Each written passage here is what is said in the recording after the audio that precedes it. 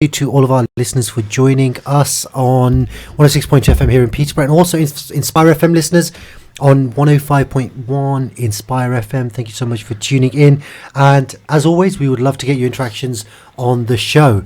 Big week of sports. There was a big event last week as well, which we didn't talk about because obviously I wasn't here, and I would have brought it up. So we'll talk about Tiger Woods. And Tiger Woods, what happened there? So, I have no idea. We just didn't get time. We just didn't get. There's too much stuff going on last week. And also, I mean, we had the show last week before the Manchester United Liverpool match, so we can talk a little bit about that. That wasn't last week. No, that was the fortnight ago. Oh, okay. We had the show, and Arif said, "Oh, I'm going to be neutral and everything, and Liverpool's going to smash United," and obviously that didn't happen. I didn't say Liverpool were going to smash them. I said Liverpool were going to beat them. That's what you meant. I called it, didn't I? You called it a draw, yeah. I called it a draw. And they were lucky, Liverpool. But we all agreed on that last I think it was a very good defensive performance by Manchester United, but we can speak about that later on. We can, obviously, the big event of the weekend was the Rugby World Cup final. Yeah. Yes. With England and South Africa. So we'll talk about that, obviously. I mean, did you get a chance to watch the game? I did. I watched as much as I could. So we'll talk a little bit about that in a while. Yeah. We've obviously had the football fixtures from the weekend, which we're going to talk about. We'll try and push that to the second half of the show. What else? Pakistan have started their T20 tour in Australia. So I was the first game was today. I was in a local food store getting some meat from a halal butcher's, and he was so focused on the radio, and it was Indian, so it was Urdu commentary, right? Yeah. Oh wow. So he was like, it was just like, it's nice. That's football. No. That game was on in the morning. Yeah, it was a 3:30. So it's still going on now, isn't it? No, it's called off, rained off. Oh, yeah. Okay. Very luckily for Pakistan. Fair enough. So we'll talk a little bit about that. Yeah. And also England were playing New Zealand in the T20. And they've lost their first one. So yeah, I think they always start off badly, but then they get their act together. They've been poor since they've won the World Cup. England, and it was the Ashes. They were poor against Australia, and I don't know if they've won a game actually since they've won the World Cup. So I think they did win one of the test series, one of the test games. No, but no, the T20. So because this is all in preparation for the T20 World Cup. So the T20 World Cup is next year, and it's in Australia. So hence why Pakistan have also gone Australia to. So Sri Lanka have just been. They got hammered. Sri Lanka hammered Pakistan. The big chat was that Mohammad Irfan will do brilliant in Australia. The conditions will be right for him. That was all coming from CC Cricket. Is it CC Cricket? Is CCC? Is it 3 Cs or 2 Cs or 3? I can't remember. From CCC, ICC, PCC. What are you? No, from NADZI, our local community cricket club. CCC. CC, it's triple C, isn't it? It is. Yeah. So the triple Cs were all saying, "Watch out for Mohammad Irfan." They were saying to me, I said, "Really? I'm surprised even back." But he's back, and he got hammered. Did he? I think also 30 runs off his first 1.5 overs or something. Yeah, like that. It was 13 runs, wasn't it? No, he because Australia were 40 for 0 out of 3 overs. 3.1 overs. Mohamed Amir's first over went for 9 runs, and the rest was all from Mohamed Irfan, 2 overs that he did. Yeah. So it goes to show you, doesn't it? Like, we get blazed sometimes for our lack of knowledge of certain sports, particularly cricket, from the cricket fans, and that's understandable. I think Tass Tass was there as well. Yeah, he was saying, "Look out for Mohamed Irfan." Yeah, and after he was trying to grill me about United. So I mean, remind me, what was Tass saying about you, and was it you and me or you and Sadat? He was really having a dig, saying you guys, the simple thing is, you basically, he basically said your criticism or your reflections on the Pakistan team are they're enigmatic, but eventually, ultimately they'll not turn up. And he goes, that's a very basic, very one-dimensional view of a cricket team which has got multifaceted, multi-layered aspects of their performance. I think the way he put it, he said, look, we try to say, look, they're hot and cold. Yeah, which and he said anyone in the world he turned, and him and Nadeem seemed to think that me and Sadat said something in the nature of, look, if you throw something in the air and it lands, it just depends. It depends how it lands, and that's how Pakistan are. So, but also, I'm not sure if we covered the Bangladeshi captain as well. I think that's a discussion. So that was a big bit of news. Was that before last week? Okay, so the Bangladesh. That was just after last week, wasn't it? Just after last week's show, yeah. So it all came out that the Bangladeshi captain's been found guilty of match fixing or spot fixing. Oh yes, I read a snippet of that. Yeah, and it's really controversial because some people are suggesting that he's actually been thrown under a bus because he initially grassed up underground spot fixing and match fixing issues, and he was ignored at the time. And he was offered no support, no training, no guidelines, and now it's got to a point where basically the powers that be, probably some even dark powers working in the background. Yeah, I think there's a. I think we're not privy to this, but we've obviously heard a lot of stuff in different groups and different newspapers and stuff that, especially in India where the game is being watched by 1 billion people. I couldn't believe it. Every T20 in the IPL has $200 million of betting going on. That's where it all comes from, isn't it? And the IPL. Hang on, can I just say, have you got it on live on Facebook at the moment? Because mine seems to have an error on mine. Can we see so I've managed to share the stream, and I've got Sadat watching, Michelle's watching, Zahir Abbas is watching, and we're just sorry, it's just my phone then. Sorry, it's it not must coming be your phone. Yeah, so guys, we are on Facebook Live, so do tune in and do check us out and get your comments in because there's lots we want to talk about, and the show is always better when we have viewer engagement. Of course. So get your comments in. So I mean, with that kind of money flying about for literally every single IPL match, isn't it? I think we're not privy to everything that goes around stuff like this. When Sadat knows. Sadat knows. He's got the insights. Yes. So Sadat, maybe we should be focusing on starting asking him the question. I think my personal view is I've read a lot of different comments from different people. He has been thrown under the bus. Yeah. That's my view. He did highlight it. He didn't go through the argument was he didn't go through the correct channels. But like you said as well, Imtiaz. So was it a technical issue then, in the sense that it wasn't. I think at the right time? I think the most powerful man in cricket. Yep. Okay, he had a lot to do with his subsequent, ban and issues. Who is the most powerful? Oh yeah, go on. He's the one of the Indian. I can't remember who it is. Is he on the international cricket? He is. ICC? Yeah. Okay. And we've talked about spot fixing. We've talked about match fixing in previous, previous shows that we've done. I think the question you've got to ask yourself is, what's that, Arif? What question should we ask? Yeah, question you've got to ask yourself is, what are the authorities actually doing about the people in the background? Because they're the people that we need to get to. Look, that's where the one who's encouraging the match fixing. Of course, and I think the one who's throwing money at us. Yeah. Was that too loud? Your levels are spot on. Yeah, it was Michelle, and she's messing around with the mic. Sorry, your microphone now. Yeah. So that was your opinion, because you're a in-house cricket genius. Who we should be concentrating on? The people who. Yeah, I think it's both, isn't it? But you shouldn't be tempted, surely. You're professionals. Look, no one would tempt me to lose a game for FC Peterborough, no matter how much they pay me. So with me, the story is this guy's tried to expose something, and he's been thrown under the bus, and that's never a good thing in any institution, in any kind of sport. That's not to say his hands are completely clean. I don't know the story. But what I do know is he did speak out earlier in his career. I think it was last year sometime, wasn't it? He did, yes. It's a bit of a coincidence is what we're saying. It's a little bit of a coincidence that he was a bit silly of him if he did speak out and then to engage into something similar. Yeah. If he's guilty, then it's a bit hypocritical. Yeah. And if he's not guilty, then that's probably the more horrific scenario. Yeah. I think he has he's made the authorities aware. The problem is, sometimes you have to look at circumstances and the pressure these guys are under to match fix or spot. There's a lot of issues behind it that can it ever be justified? I don't think it can ever be justified. That's what you're saying, looking at this. No, I'm not saying. As Muslims, gambling can never be justified. Right? So it can't be justified. As a professional player, shall we just say, for example, Joey Barton? Are you talking about? Wasn't it Joey Barton got fined for betting on matches, but he said, I was betting on matches that I wasn't directly involved in.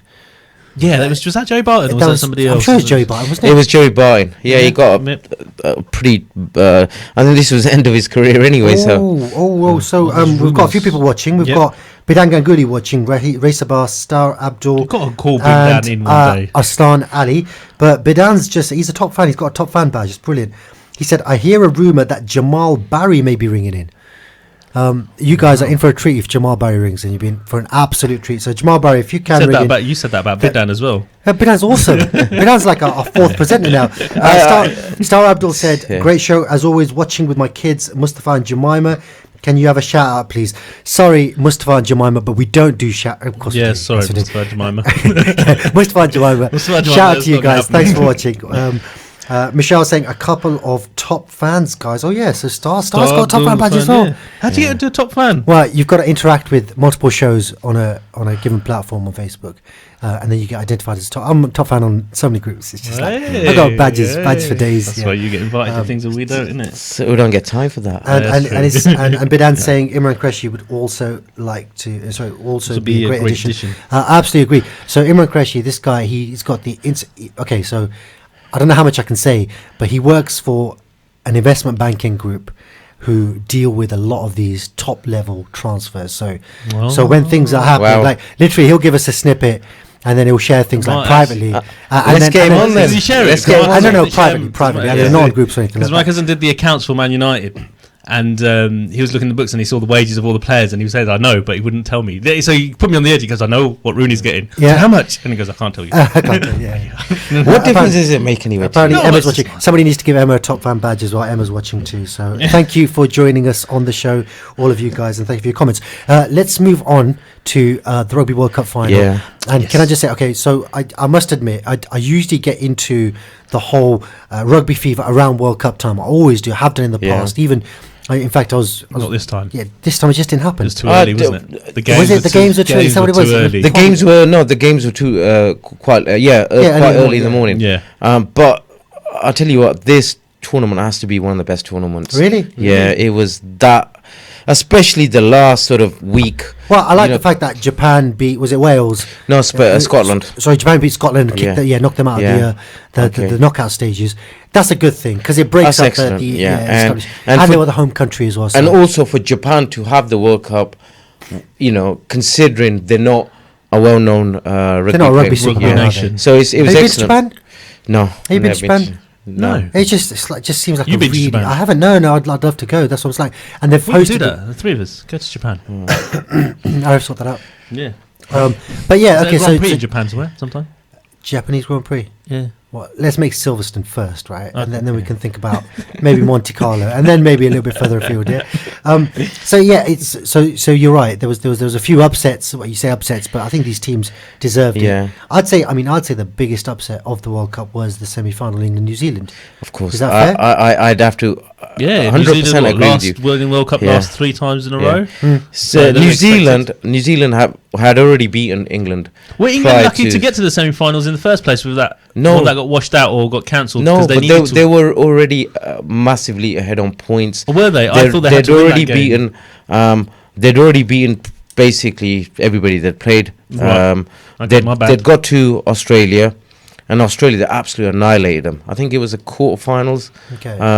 And that's when the momentum took over. And then New Zealand was just pure clinical the way they played. So there was a lot of stuff going around about how England had won their World Cup final by beating New Zealand. When Wales lost to South Africa, the Welsh manager said, well, England has already won the World Cup. He said England. So, I mean, I think that's awful. That's really bad form. You've lost in a semi-final to South Africa. Why are you making comments about another team who's in the final? I mean, it's just not on. I think both those coaches have got some sort of history behind them. Yeah, so and that's what it was. And to be fair to him, he did call it right. Whatever we turn around and say. He said. Warren Gatland said that the England had already played the final in the semi-final. So no, but by that didn't he imply England have already won it? No, what he meant was that they'd played their best game already. That was it. Okay, Okay, I accept that. Yeah. Well, I suppose you could take it two way. I take it the other way. I think they played the final. They've won the final. No, I think that would have been the game. If they won that game, no, that would have been unfair. You do see it sometimes, don't you? Like where you've got like a. I think he needs to call in and explain himself. So who was it? It was England, Croatia, and it was Belgium, France, wasn't it? The World Cup, football World Cup final, semi-finals. Yeah, and when France beat Belgium, we'd given them the World Cup because it doesn't matter who they're going to meet in the final. They're going to beat them, right? They're the better team.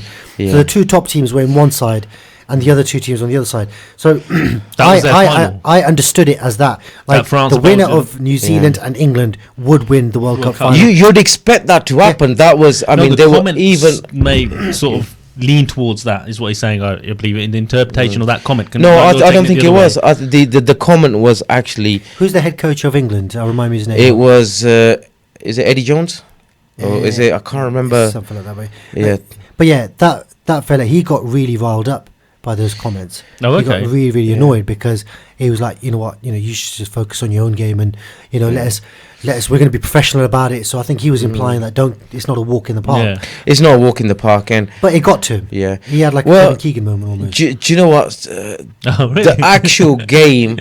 South Africa started off they put a lot of pressure on England to start off with. They didn't score any tries until right at the end. 2 tries in the whole game, wasn't it? All was South Africa, and that was it. Yeah, I think that was right at the end. But it was penalty. And bearing in mind, South Africa had won the previous 2 World Cups they'd won by just penalty kicks. They hadn't scored tries to win it. And amazingly, it's been 12 years apart each time South Africa won the World Cup.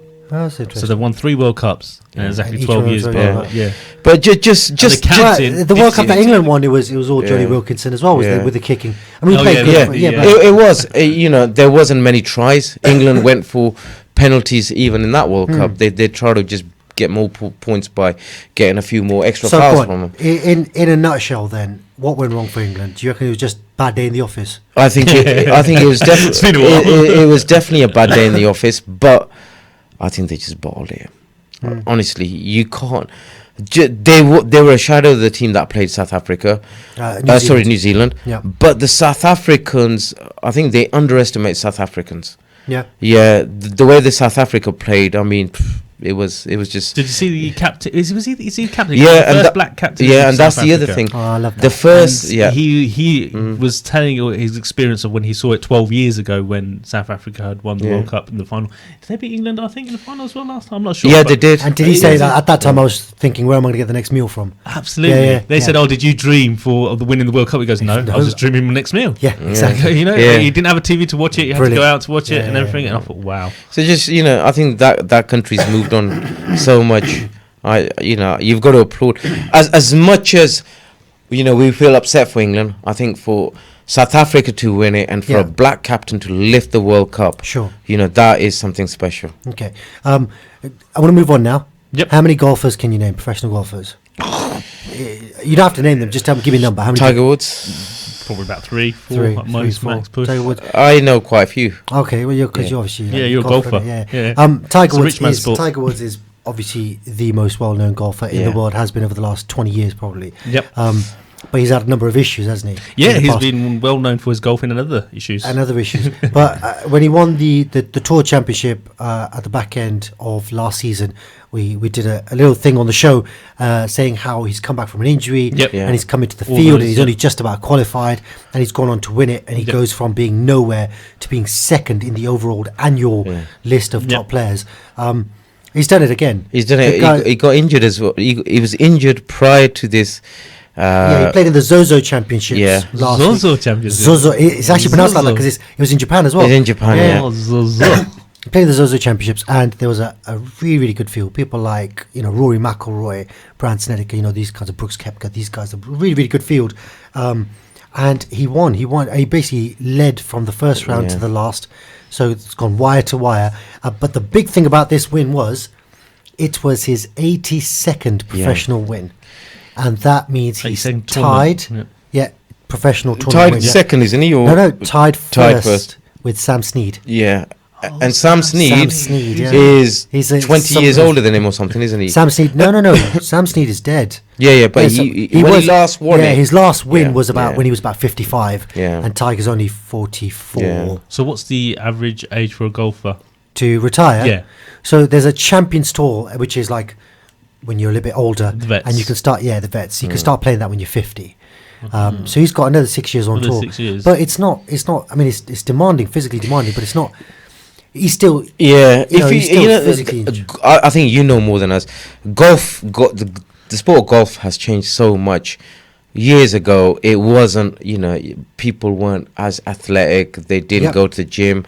So what you used to find out the longevity of the players was very extended. Yeah, it was extended. Most sports, isn't it? Even in football. Nowadays, players were like 30, 32. But no. He's making the opposite point. Oh, he's making the opposite. Oh, yeah. Correct me if I'm wrong, but you're saying in the past. Yeah, absolutely. Because the players in their 20s weren't significantly fitter than the players in their 30s. Whereas now they do so much work in the gym. They're all powered up. And those 20-year-olds are special players now. So, they're coming through. I thought they lasted longer because of the health. They're looking after themselves. So now, even though you can still play till you're 45, 50, the amount that you lose over like somebody who's 30 in prime condition is significant. So you've genuinely got to have the game. And you know whose fault that was? That was Tiger Woods' fault. Yeah, he was the first golfer on tour who actually had like a thorough fitness regime, and he was like, you're physically fit, you're mentally fit. If you're not tired, you make the right decisions mentally. You don't lose it, and he changed the sport as we know now, isn't he? He's made those changes, and people have come in now, and the beauty about Tiger Woods was the fact that the sport of golfing was always predominantly white. Well, I mean, he won tournaments in clubs that before he started playing didn't open to black members. Yeah. Wow. There were no black members allowed in certain clubs where Tiger's gone and won tournaments. So that's how he's paved the way. So he's taken a lot of stick on the way.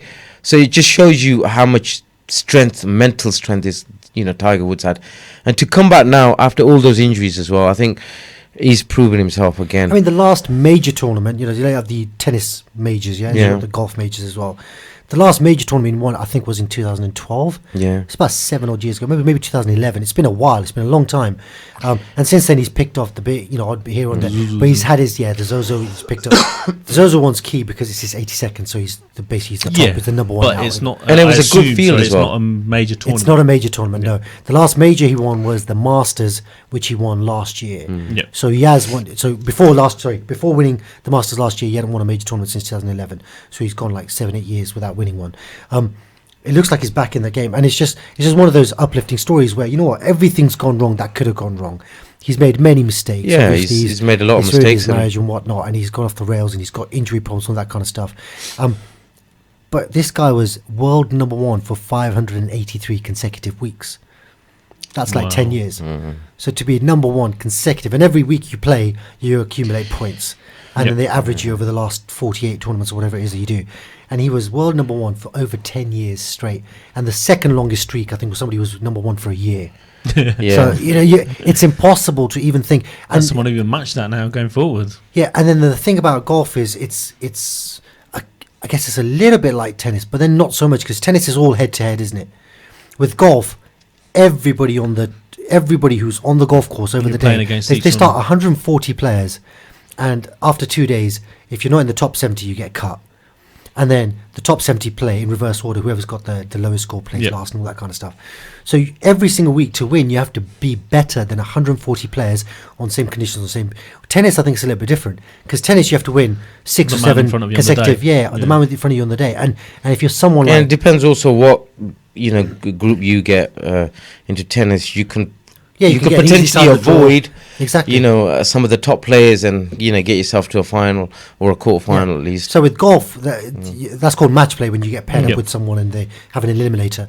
Match play is quite rare in golf. Usually the tournaments are just open to everyone, and everyone the top 120 players in the world or whatever, and then everybody enters and then they go through. So his achievement is unlikely to ever be matched. Yeah, it is. I mean, if you look at it, it's and what he went through to get to where he is. All the issues. And he might regain number one again. If he wins another couple of tournaments, he's playing well now. There's every chance, and I think he will. I think he's actually put himself in a position where he is going to get to number one. Over the course of a year, he went number one now. Then, sorry. Number one now, it might be Brooks Koepka. I think probably, but that's the thing. Nobody cares. Yeah, because it bounces around. It does. It bounces around. Yeah, there was Jordan Spieth. There was Jordan Spieth. We even had Rory McIlroy was number one for a little while. And he didn't really.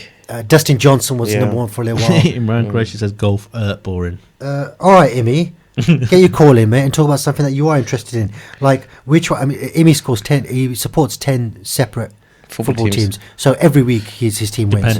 Yesterday he was supporting Villa and Liverpool. So he's always in a good mood. Imi ring in Inni. As Bidan just said. We've got Turkey Rashid watching and Shaz Chowdhury watching as well. We are approaching a break, but after the break we are going to be talking about all the football that's gone on. The midweek games, the Carling Cup. Oh my God, sensational results in the Carling Cup. Carling Cup, what am I talking about? Carabao Cup. Yeah. And Bulgaria fine. We'll bring that up as well. Yeah. So guys, join us again after the break. We're going to be away for about 4 minutes and we will speak to you soon, inshallah. Assalamu alaikum. Stay tuned to Salaam Radio after this short ad break. Do you own a restaurant or takeaway? Cater Fair is an expert supplier of new and used commercial catering equipment. Visit caterfair.co.uk for quality equipment on sale at the lowest prices, or call us on 01733 310 115 or visit us at 11 Royce Road, Fengate, Peterborough. Had a car accident or an accident at work? Accident specialists are experts in no-win, no-fee accident claims. Leave the hassle to us. Our multilingual settlement experts will manage the entire claims process on your behalf, with nothing to pay up front. We provide services such as credit hire, taxi vehicles, recovery, storage and much more. For full details on our range of services and a free consultation, call us on 01733 555 774 or visit our office at 249 Lincoln Road opposite the NatWest Bank. Accident Specialists. Start your successful claim today. It doesn't take much to bring some difference. You give some change, which makes a change. Because nothing gets mileage like a charity. Just a little change turns into a chain. And before we know it, the results are massive. So give a little to make a big difference. For donations, call now. UKIM 0207 387 2157. عن أمير المؤمنين أبي حفص عمر بن الخطاب رضي الله عنه قال: سمعت رسول الله صلى الله عليه وسلم يقول: إنما الأعمال بالنيات وإنما لكل امرئ ما نوى، فمن كانت هجرته إلى الله ورسوله فهجرته إلى الله ورسوله، ومن كانت هجرته لدنيا يصيبها أو امرأة ينكحها فهجرته إلى ما هاجر إليه. Gems and jewels, wise sayings, interesting events, and moral lessons from Islamic history. The best ones. The Messenger of Allah sallallahu alaihi wasallam said, "From my nation, the most merciful to the believers is Abu Bakr. The strongest of them upon Allah's religion is Omar. Truly, the most modest of them is Uthman. The best judge among them is Ali ibn Abi Talib. The one possessing the best recitation of Quran is Ubay ibn Ka'ab. The best concerning inheritance law is Zayd ibn Thabit. The most knowledgeable of them concerning forbidden matters and lawful matters is Mu'adh ibn Jabal. Greenery has not given shade, nor has the earth carried one with a more truthful speech than Abu Dhar al-Ghifari. Every nation has a trustworthy one, and that one for this nation is Abu Ubaidah ibn al-Jarrah. Broadcasting 24 hours a day, 365 days a year. This is Salaam Radio. This is indeed Salaam Radio, and you're back with Salaam Sports on 106.2 FM. Thank you so much for joining us again.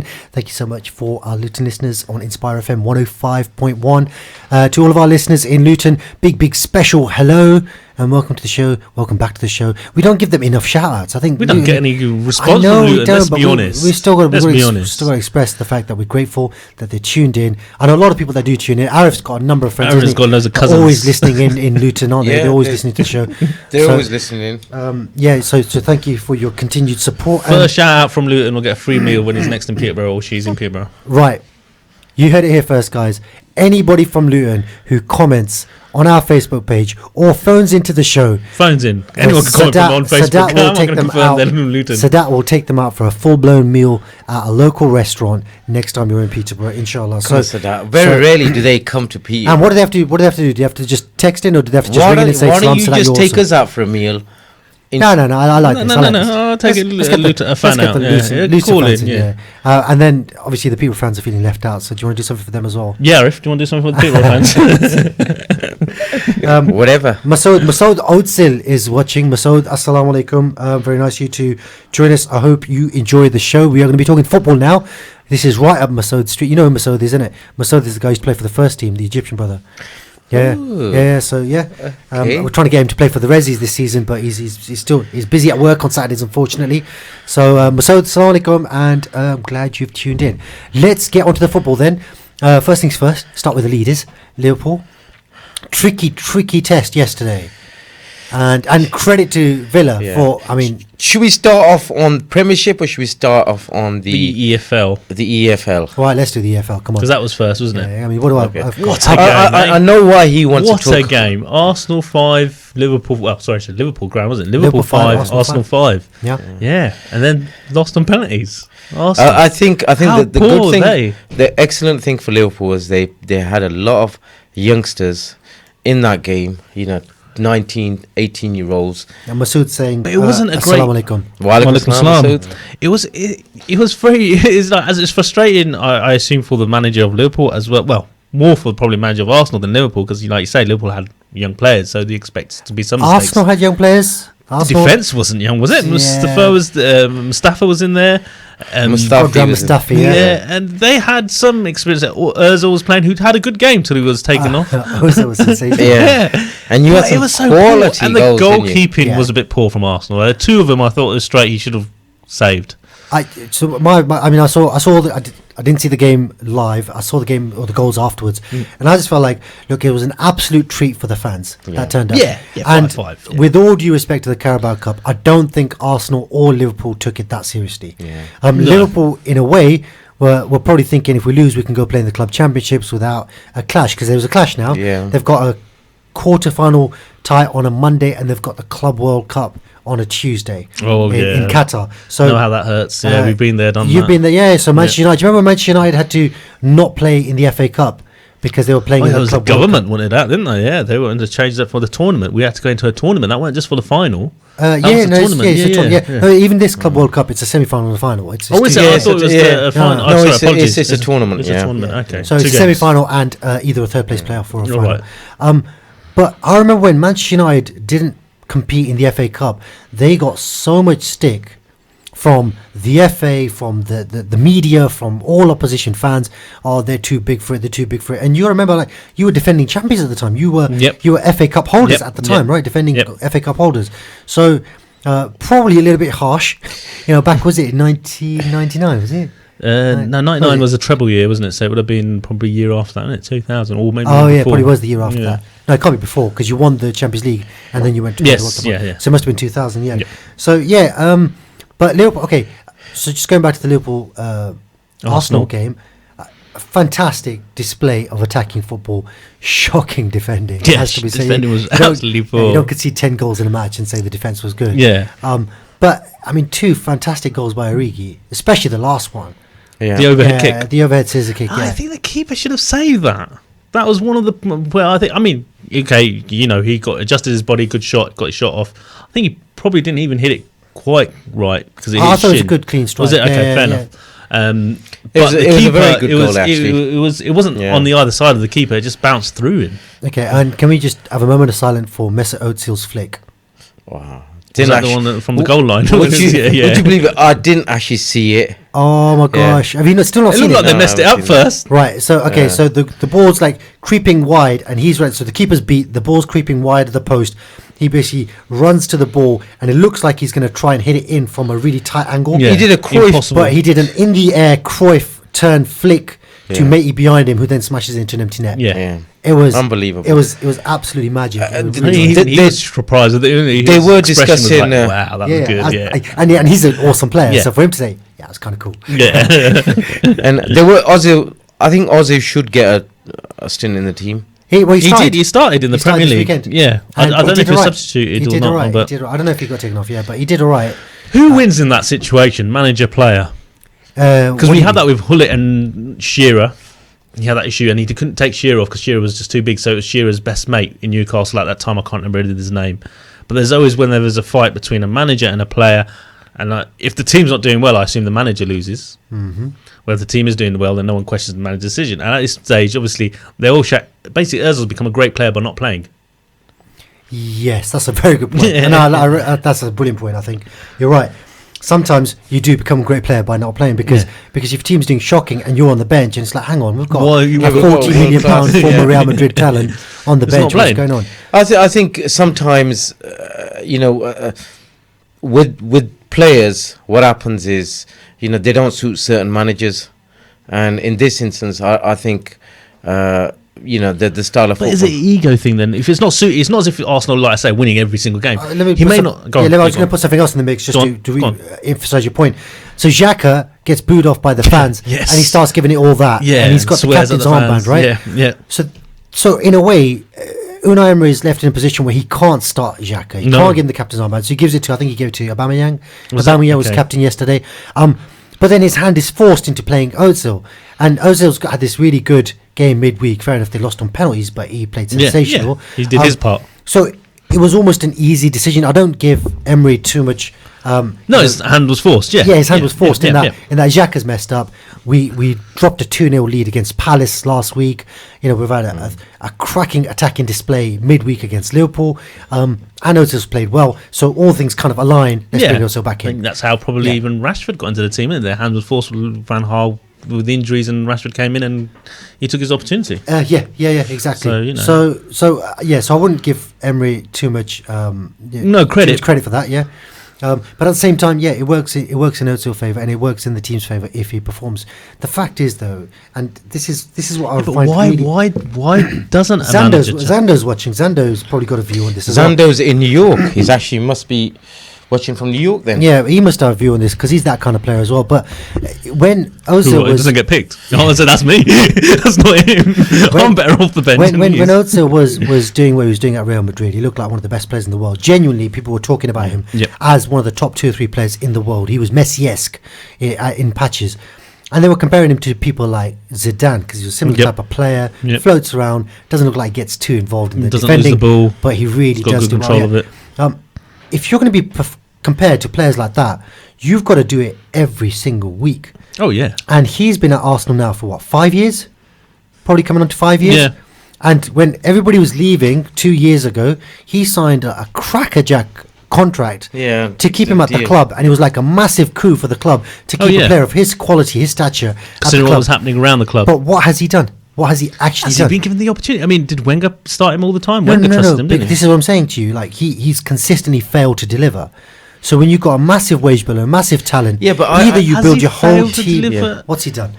Tell me what's he done? How much opportunity has he received since that contract, big contract? I mean, since the change of a manager, he's actually had no chance. I think with him, he criticised the German manager, didn't he? And the fact that he had some photos taken with the Turkish president as well.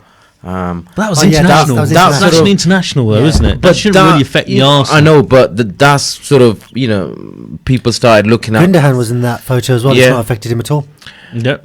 No, but he doesn't play for Germany either now. So, but it doesn't affect him. Yeah, his it doesn't affect him. Club game, yeah. So I mean, the only point I'm making is if you deliver. So I mean, I'm a manager team as well. It doesn't matter what I think of the player. If he's delivering, he's playing. I agree with that, but I'm saying if your players that you're picking are not delivering, then surely he's got to be picked. Yeah. He hasn't been picked. I think with him, it's more. Yeah. It's more.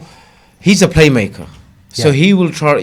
I think opportunities dried up. Players dried up. Aubameyang's not going anywhere. Yeah. He's in the starting 11. Lacazette's been really good. They've signed Pepe, he got some good footballers in there now. They've got some good footballers in there. So if you've got players who've got the ability and are willing to work, then it's difficult for you to go back to someone who's proven over years that he's not going to work. He is a luxury player. And I think he has had his chances. To make the bench, not to even make the squad on occasions for Arsenal. Yeah, not making the bench is probably making a statement, a really strong one. Yeah, fair play. Okay, well, let's move on. We've had a few comments in. Do you know what? I mean, I know he's doing this tongue-in-cheek, Bidan Ganguly. He's saying Marcus Rashford, best free kick ever, but it wasn't far off. Do you know what? I looked at that free kick. And it was unbelievable. We were on one group and we were discussing it, and him and Ox. Sorry, what were we talking about? We were talking about Rashford. Yeah, and at that same week, I think you had the Ox who took a free kick, and then you had the Arsenal player. But that free kick from Rashford, I saw that from a couple of different angles. Yeah, I've seen it about 8 different angles now. You look at it, and it was a fantastic. It's the movement of that ball, and they all. I suppose they're obviously referring to Cristiano Ronaldo and how his free kicks, etc. Especially the Portsmouth game. I think in the FA Cup he hit one not too dissimilar. We've got a Tottenham fan giving a thumbs up to that free kick from through the window as well. We've got 2 Liverpool fans here talking about a Manchester United player hitting a fantastic free kick. I think we can all agree. It says it all. It says it all because we're haters straight up. We will tell you that not Chelsea out, so Chelsea are out of that competition. But I will point out though that Chelsea and United did approach that game like it was the only trophy they were going for.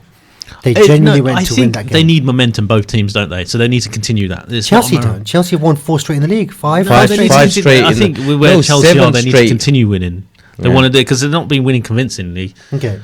United who's have all that trouble. I think Chelsea were playing some excellent football even before this. I mean, what was their result of the weekend? I know they won, didn't they? Again, scraped through. Yeah, they VAR won decision 2-1. Chelsea didn't scrape through. Yeah, it was Chelsea annihilated Watford. They won 2-1. Yeah, but they absolutely smashed them.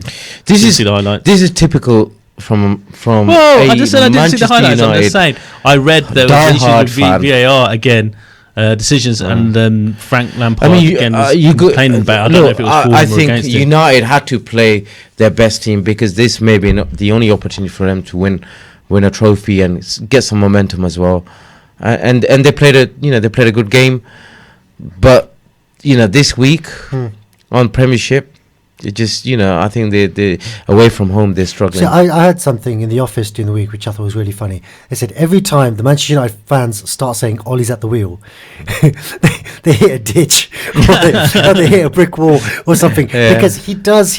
I mean, it's a bit of a recurring theme now, isn't it? I think, and I was watching when we were watching the game all together on the Chelsea game with my family and friends. I said United, I can see this season will do well against the top teams, but against the so-called lower teams who will defend, will make it difficult, and they haven't got anyone, and they're missing Pogba. Exactly, they are clearly missing United Pogba. Do what the lower teams do against the top teams. Listen, I want to put something out there. Like, I felt it was a little bit disrespectful. Call me out. You probably can disagree. Ole Gunnar Solskjaer said, "Well, you know what? If we can't get results against teams like this, then we're not going to finish top 4." And I was thinking, teams like this, they're above you in the league. We've played 11 or 12 games now. This is not the first 2 or 3 games. Expectations, obviously, for United is, I mean, it comes down like Aris comment, what happened to you lot on the weekend? You lost against Bournemouth. It's like teams you expect United to beat teams like that. You expect Liverpool to beat teams like that, etc. And those teams to beat these teams. I don't think it's meant in too much disrespect. But if they're going to get in the top 4, then they have to beat teams. Sadat, this is typical of you again. Sadat's point resonates because it's look at the resources that Manchester United have compared to the resources that Bournemouth have. You would expect Manchester United to be beating Bournemouth. I completely accept that. Yeah. But Bournemouth weren't far off from Manchester United last season, and they were level on points going into the game. United had a bad season last season. Yeah, so we wouldn't say that Bournemouth have increased their level as much as you would say United has decreased, and that's what I was going to say. He was going to say, "Oh, United are not the same team that they were 3 or 4 years ago." Absolutely. So they've decreased, but the expectation is to get back to the level and beating the teams like Bournemouth without being disrespectful to Bournemouth. So, Bidan's given us a clue. Not clue, quiz, Roddy. Saying here's an imtihan for you. What are the teams in terms of player-for-player talent? Number 1, the MUFC treble winners. Yep. The Arsenal Invincibles. City's Formidables. And Image's 1998 Peterborough side. Well, we can just take away number 4 altogether, don't we? Yeah, they're obviously clearly top. Clearly top. Some good teams there. It's good teams there. So... What does that mean for United then? The best team out of those, I would put. I mean, again, I would obviously say the treble. To win a treble is amazing. I think you won a treble. I think we won 5 trophies in 1 season. Yeah. Oh, we did. Yeah, we won 5 seasons. You won. Or was it? Sorry, are we talking about the Images 1998 Peterborough side? No, Liverpool won 5 trophies, but they didn't include the European. So the European Cup, and they didn't include. Or was this the Charity Shield and the Cup Winners' Cup? The League Cup, the FA Cup. The UEFA Cup, or was it the Europa League at the time? Cup Winners' Cup. The Cup Winners' Cup and the Charity Shield. Well, United, I think, won the Charity Shield 99 as well, so that's 4. And the Super Cup. And the Super Cup. Let's get that in as well. Yeah. So, that was probably the greatest team of all time, with people like Luis Garcia playing. Was it Didi Hamann and all that? I don't think even Bidan put Liverpool in the list there. So. No, he didn't. So there you go. Let's throw that out the window completely. So can we go to Liverpool now? Yeah. Well, we've done Liverpool, haven't we? The 5-5. Oh, against the Villa game. Yeah. What happened to Tottenham? Tottenham are playing today. Yeah. Aren't they playing later today? Did they lose in the cup, or were they even in the cup? I can't recall. No, I didn't. Shell, were Tottenham in the cup? You don't have to shout through the window. She's got earphones on. You can just speak in her. That's true, but when I turned, I wasn't facing the microphone, was I? So that's a good point. Yeah.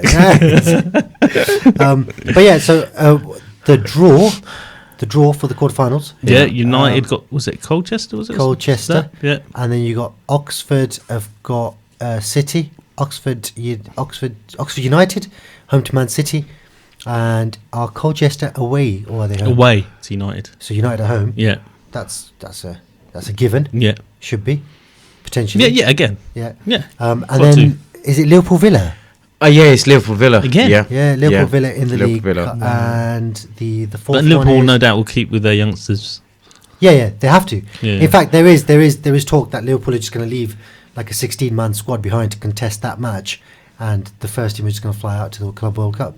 No, he had a few first team players in there, didn't he not? They had Milner, they had Origi, they had... who else? I know people coming up, Lallana came on, but he's not first team player, so you couldn't really say he's a first team player, could we? No, you can't, because he started yesterday, but he only started because Fabinho was on 4 yellow cards. So he was trying to protect Fabinho from...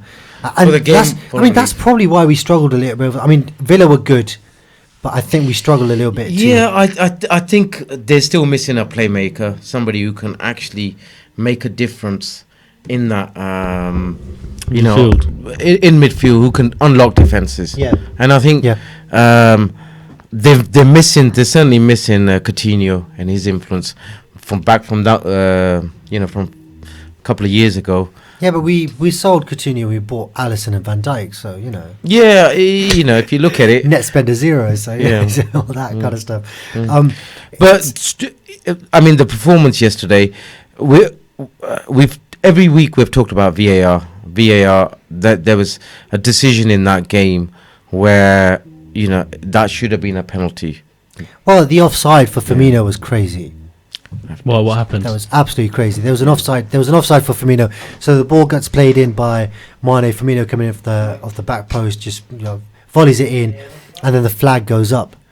So the flag goes up, and it obviously goes to VAR because the ball's out of play. Yeah.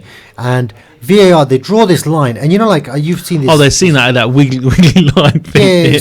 So the actual line is straight. That's fine. Yeah. But when you draw a line from that and go up vertically off that diagonal line. It's going up vertically at an angle into like the armpit of Firmino, and it's like his whole arm's offside. But it's like, no, that's not. None of it is offside.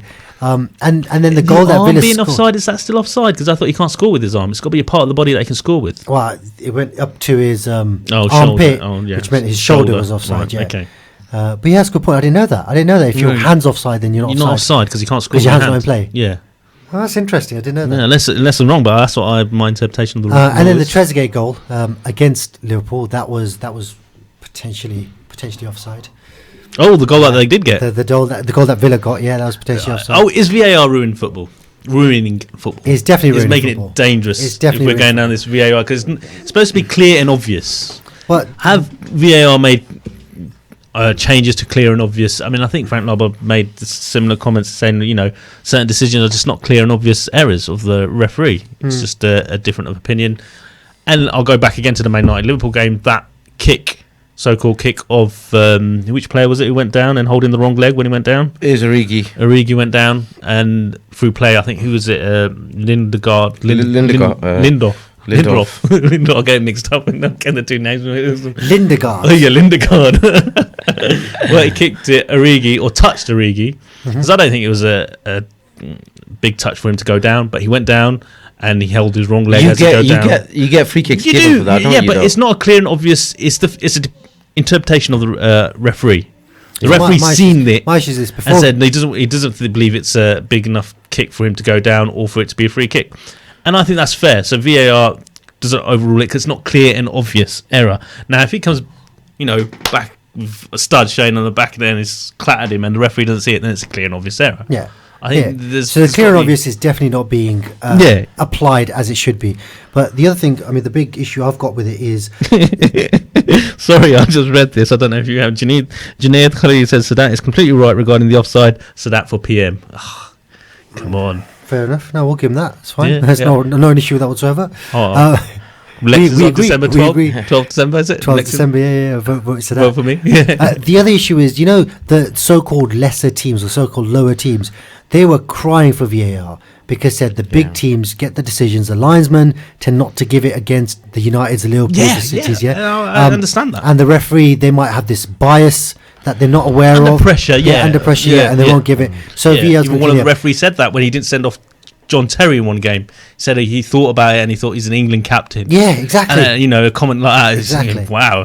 How do you think about that? But that would only be rectified if there is no more judgment being applied. If VAR is referred to, let's refer to it and let's actually make the rule based on. You can't say, but then when you say clear and obvious, then you're still making judgment saying, well, that's not clear and obvious. That is clear and obvious. You can make they've got a lot of fine-tuning to do. You can make any decision you want, I think. Absolutely. Yeah. And they've made some really poor decisions. I don't know. VAR hasn't seemed to work. I thought that Delafeu one yesterday was. But it's a simple. Surely it's a simple comment in the year, or even the ref can have a look at it on the screen again. I know they don't like this referee looking at the screen in the Premier League, but it's just a comment in there. Did you see that kick? Yeah, I saw it. I don't think it was sufficient. Not clear and obvious to me. Is there anything else I have not seen other than that kick you're Chelsea talking about? 2, Watford 1. Chelsea were winning 2-0 at the time, quite comfortably, yeah. And Delafeu was like scrambling around with the ball in the penalty spot, and he's gone to kick the ball, and his foot gets kicked. After his foot's got kicked, he plants that foot on the floor. He puts his other foot forward.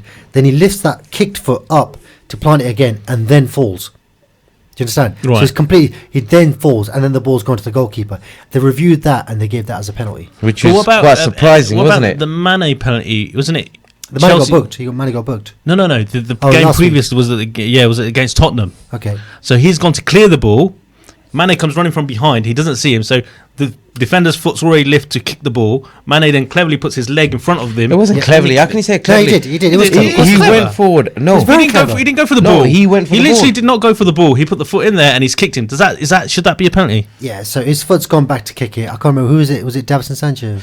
No. It was.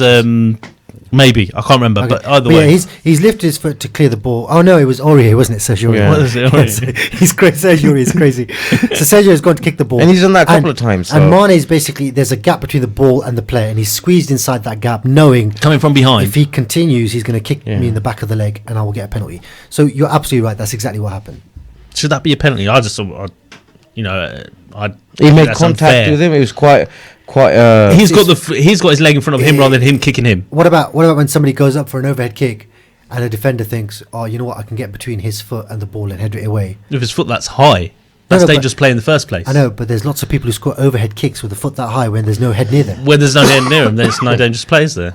Because when you've got a defender who... I mean, similar to the Nani, when Nani got sent off and everyone... and you know, correct me if I'm wrong, other than United fans, there were others who agreed that Nani shouldn't have been sent off. The Champions League, the ball came over his head. He just took the leg. He was not looking nothing but the ball, and then the player came and it flashed, and he got sent off because his foot dangerous play. But I think the same happened in the is it the European Cup final with De Jong? Or was that slightly different? I didn't see. I can't remember that. No, that was. That was a Wesley Snipes kick. Listen, he didn't get booked actually. Holland were the dirtiest team I've ever seen in that World Cup final, and that red card came way too late. I think that should have come a lot earlier. Listen, we've got so much to talk about. We've run out of time. It's always There's a top 4 prediction quickly requested. I'm sure we've done this before, but I think slight change. I think I'm going to go Bidan. Leicester going to get in the top 4. City, Liverpool, Leicester. You still think City won? Liverpool 2? Yes. And I think next week's game we'll find out. Who's going to be the 4th though? For me, I think it's going to be United, isn't it? I reckon it's going to be. I think Chelsea looking quite. I think Chelsea looking. Yeah. Chelsea's kids will do it. I think we need definitely not Tottenham. No, I don't think Tottenham will. Sorry, Michelle. So that's it. That's all we've got time for this week. Thank you so much for joining in. Thank you so much for your interaction. No food for Tottenham. Inshallah, we'll be back next week. Assalamu alaikum. Stay tuned to Salaam Radio.